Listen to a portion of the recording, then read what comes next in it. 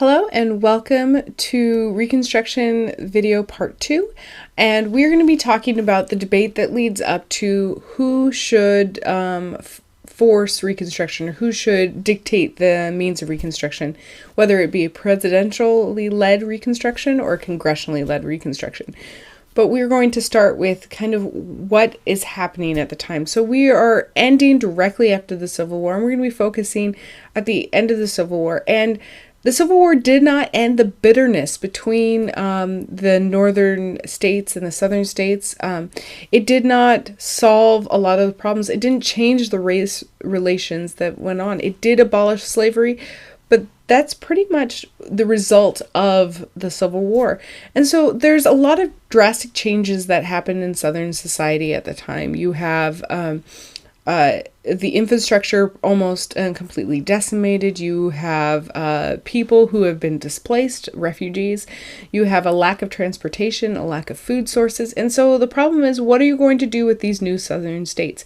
And not only what are you going to do with them currently, what do you intend to do with them in the future? What change are you going to do? And what is the means of, is it going to be a subtle change? Is it going to be a very drastic change? How do you reintroduce the Confederacy?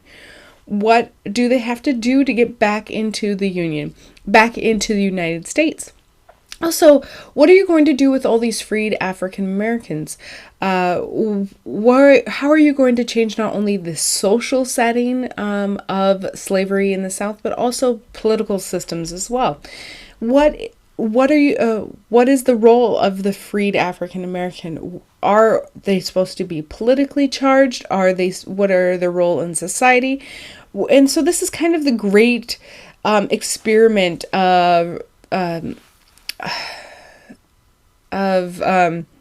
it's a great experiment in the reuniting the country. What are we going to do after the separation? Who will control the process of Reconstruction? Is this a executive power of the president? Is this more of a congressional legislative process? Which party is going to control this? Is this going to be the moderate party of Lincoln? Or is this going to be the more radical Republicans? Or is this going to be a contribution or a coalition between the moderates and the conservatives? What is the role of the Democratic Party? And before we really start, I would just like to note, this is not the same parties that are today. They are not. The Republican Party today and the Republican Party of the Lincoln era is not the same party. It is only the same party in name alone. If you write this on an exam, I will mark you down. It is not the same. In fact, we don't even get solidification of our current parties until post 1968. So do not write that this is the same party. It is not the same party. It's only a party of name alone. There are so many variations of our political process from the beginning of our country on, and it is an incorrect fallacy to say that they are the same parties of today, because they are not. It is not the parties of the founders. It's not the same party of the civil rights for both sides. Please do not write that. It is a guaranteed failure of a question. Okay, back on to other things, more pleasant things. Pleasant, it's a Reconstruction. But also, what is the role of the Democrats? What are they going to play in Reconstruction? And all these uncertainties live not only post-Civil War, but also during the Civil War. In fact, by December of 1863, Lincoln would bring back some Confederate states into the Union. Lincoln did not want to have a wrenching process. He wanted to have a gradual process. Just like initially, he did not want a wrenching process with the abolition of slavery. He wanted it to gradually die. In fact, he runs on that in 1850s in 1850 in Illinois, when he becomes a senator. He runs on this fact that it is going to be a gradual process. He did not want the reinstitution of the southern states into the United States to be a harsh one. He understood that there was far more change. And so in December of 1863, with the process of re-election for just started, he wanted to put a plan for Reconstruction. just in case he wasn't reelected. He wanted to have this plan in place. And so Lincoln's plan for Reconstruction was that he wanted it to be a presidential pardon. And he wanted to pardon those who would swear allegiance to the Union, to the United States, and to abide by all proclamations. It's really important because he wanted the Emancipation Proclamation to be an emphasis. Also, not only all proclamations, but also congressional legislation in regards to slavery and African Americans. He did exempt certain officials that could not rejoin the Union, such as high political office, military leaders, and also certain civil leaders. So it wasn't a blanket pardon, but it was a pretty substantial pardon. He also said once a state had granted 10% of the population had sworn the oath to the Union, they could establish a new state and seat a body in Congress. They could redo elections. He also said that the government had to recognize emancipation. And this is really important. They had to say that they would recognize emancipation and then they can join the Union. He also hoped that African Americans would not be a landless laboring class. He wanted them to not be subsistent, but really to actually form something. But he didn't really specify what he wants them to do. He just says that they would not be landless and they would not just be a solely laboring class, which we'll see when we get into how sharecropping develops, which is pretty much a landless class. So this is what is known as Lincoln's 10% plan, and you're going to actually read a portion of Lincoln's 10% plan. So there are no harsh punishments. There's no property confiscation except slaves. And most white Southerners, it's important to note, did not own slaves. And this is really directed at, like 3/4 of them didn't own slaves. So this is really directed at the plantation owners, who were about 4% of the population. He also said the states would have full membership in the Union without any restrictions. It wouldn't be a quasi-membership, and this is really important to note. It was not going to be half. Once they were in the Union, they swore allegiance, that was going to be it. And then Lincoln also, he didn't call for a reorganization of land, of property. He left it kind of the social organization intact. He didn't want to do a drastic change.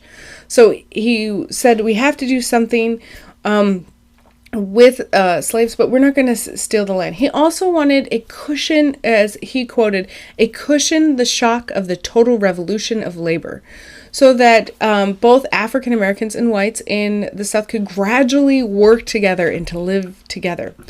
Now, the radical Republicans at this time, and Lincoln is considered a moderate, he's not extremely extreme. He is very moderate, and as his as the war progressed and as his presidency progressed, he got a little more liberal in a sense, but he was still very even-keeled when it came to that. But the radical Republicans, mainly led by Thaddeus Stevens, and his life dates are 1792 to 1868. Thaddeus Stevens, who was the powerhouse behind the radicals, and in Congress, they said this is not far enough. For one thing, the radicals wanted a guarantee of land allotment for the slaves. They wanted to break up the big plantations. They wanted to break up the land because they wanted the newly freed African Americans, they wanted them to be reincorporated and to do something. They wanted them to support themselves, to have a living and not be dependent or be functioning on others for survival. They also they thought that the 10% of the 1860 voting was not enough. You needed to have harsher and more formal treatment of a more formal setting. They wanted almost 50% of the population to have to swear allegiance, and not only just swear allegiance into the United States, to swear that they had never supported the Confederacy, and that's very important to note. So you have to find enough of the population that says, hey, we actually never believed in the Confederacy. And that's pretty impractical. And they also wanted to make sure that to remake the South into a different image. And Thaddeus Stevens was so powerful. He was quick-tongued. He was he was known to alienate both the alienate both the radicals and the Democrats. In fact, he hated the South. He hated plantation owners in general. And what Stevens says is that, quote, "But it is revolution, say they. This plan would no doubt work a radical reorganization in Southern institutions. Habits and manners. It is intended to revolutionize their principles and feelings. This may startle feeble minds and shake weak nerves. So do all great improvements in the political and moral world. It requires a heavy impetus to drive forward a sluggish people. When it was first proposed to free the slaves and arm the blacks, did not the nation tremble? The prim, the conservatives, the snobs, the male waiting maids in Congress were in hysterics. The whole fabric of Southern society must be changed, and never can it be if this opportunity is lost. Without this, the government can never be, as it has been, a true republic. Heretofore, it was the features of the aristocracy, then a democracy. The Southern states have been despots, not governments of the people. It is impossible that any practical equality of rights can exist where a few thousand men monopolize the whole landed property. The larger the number of small proprietors, the more safe and stable the government, as the land interests must govern, and more is it subdivided and held by independent owners, the better." End quote. So that's Stevens giving his an example of kind of how radical he was during the time. But he's also saying we need to have huge property changes. We need to give those properties to loyal whites as well as African Americans. And this is a really radical notion at the time. Most of the lawmakers were very fearful of this because it's going to totally to revolutionize America at this time. And from 1863 onward, this creates strains within the Republican Party. And this debate is approached in Reconstruction as the debate in the middle of the Civil War as well as outside. Who should do this? How is the presidency doing this? And whether this should be a presidential Reconstruction or a constitutional Reconstruction. How far are they going to go? Lincoln argued that the Union had never truly been broken, and that's important. He is saying that the Confederacy did not leave the United States fully. He said it is not broken. Reconstruction is a process by the loyal citizens who would regain control of the state. It was just a weird political upset that this happened. Radical Republicans said that no, these states were given up their rights and therefore were rebels and forfeited their rights of citizenship. And they were part of a foreign country. And as they said, and this was thrown around a lot of times, they committed state suicide. They must go through an entire process to be admitted back into the Union. The radicals wanted to give freed African Americans the ballot and land, and so that there was meaning behind emancipation. And not this quasi-emancipation. Are they free or aren't they? We may have removed them from slavery, but according to Lincoln's plan, nothing else was going to happen. Lincoln did, however, believe that if the African Americans who fought during the war should be given the right to vote.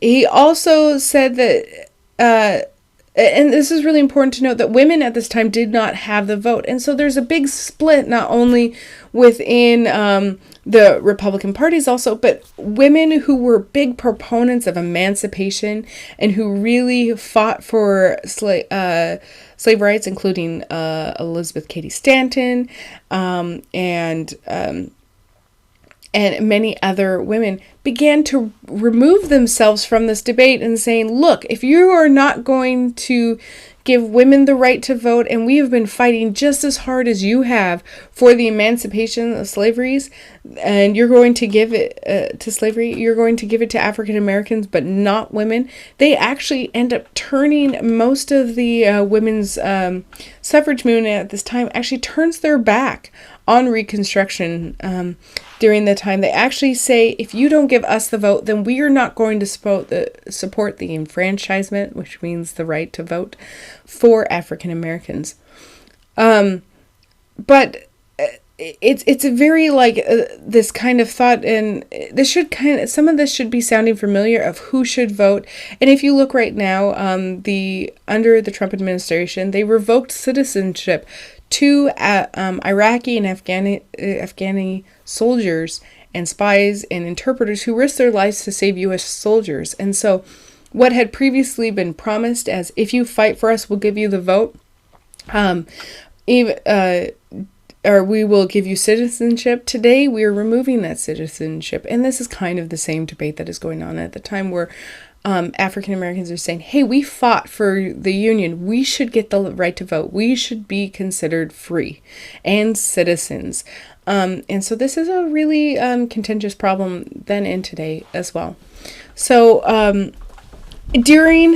I said before, under Lincoln's plan, 2 states were admitted to the Union during that time. That's Louisiana and Arkansas. And because they swore the oath of loyalty, they put together a government. But it's really important to note that they also did not grant property or voting rights to African Americans. And Lincoln did accept them back into Congress. And this is viewed as he is being very weak, because he allows them to do it without doing land or without having land or the right to vote. And both Louisiana and Arkansas ended up electing representatives to Congress for the election of 1864, and they were elected, and Congress refused to seat them. And so there's this contention again between the between the Congress and the president. We will end that here. So you have this battling that is happening between the president as well as Congress. And so we're going to focus a little bit about congressional Reconstruction, and then how at the end of Lincoln's life, how Johnson ends up voting, and also Johnson gets elected, and how he views Reconstruction, and how that really spurs Congress. So again, we have talked about Lincoln's plan. We've talked about the backdrop in which the debate that happens between congressional and presidential-led Reconstruction, as well as some of the parties who support and didn't support, was the moderates or the radical Republicans, as well as women and the women's movement during that time. So I hope you enjoyed this video.